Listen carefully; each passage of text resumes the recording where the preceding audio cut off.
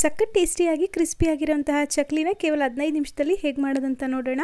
1 cup ಆಗುವಷ್ಟು ಚಿರೋಟಿ ರವೆನ ಒಂದು ಮಿಕ್ಸಿಂಗ್ ಬೌಲ್ಗೆ ಹಾಕಿ 1.5 ಕಪ್ ಆಗುವಷ್ಟು ಬಿಸಿ ಇರುವಂತಹ ನೀರನ್ನು ಸೇರಿಸಿ ಚೆನ್ನಾಗಿ ಮಿಕ್ಸ್ ಮಾಡಿಕೊಂಡು ಇದನ್ನು ಒಂದು 2 ರಿಂದ 3 ನಿಮಿಷ ನೆನೆಯೋದಕ್ಕೆ ಬಿಡಿ.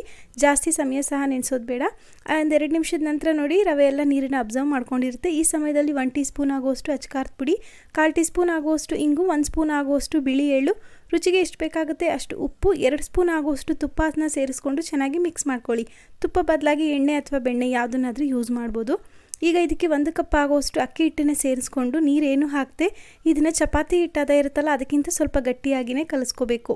ಚಕ್ಲಿ ಹಿಟ್ಟು ರೆಡಿಯಾಗಿದೆ. ಇದನ್ನು ಇವಾಗ ಒಂದು ಚಕ್ಲಿ ಹೊರಳಿಗೆ ಸೇರಿಸ್ಕೊಂಡು ನಿಮ್ಗೆ ಎಷ್ಟು ಸೈಜಲ್ಲಿ ದೊಡ್ಡದಾಗಿ ಬೇಕಾಗುತ್ತೆ ನೋಡಿಕೊಂಡು ಚಕ್ಲಿನ ಈ ರೀತಿಯಾಗಿ ಒತ್ತಿಟ್ಕೋಬೇಕು. ನಾನಿಲ್ಲಿ ಬಟರ್ ಪೇಪರ್ ಮೇಲೆ ಹಾಕ್ಕೊಂಡಿದ್ದೀನಿ. ನೀವು ಬೇಕಿದ್ದರೆ ಕವರ್ ಮೇಲೆ ಅಥವಾ ಯಾವುದಾದ್ರೂ ಒಂದು ತಟ್ಟೆ ಮೇಲೂ ಸಹ ಹಾಕೋಬೋದು. ಇದನ್ನು ಇವಾಗ ಹದವಾಗಿ ಕಾದಿರುವಂತಹ ಎಣ್ಣೆಗೆ ಒಂದೇ ಚಕ್ಲಿಗಳನ್ನ ಹಾಕ್ಕೊಂಡು ಈ ಕಲರ್ ಬರೋ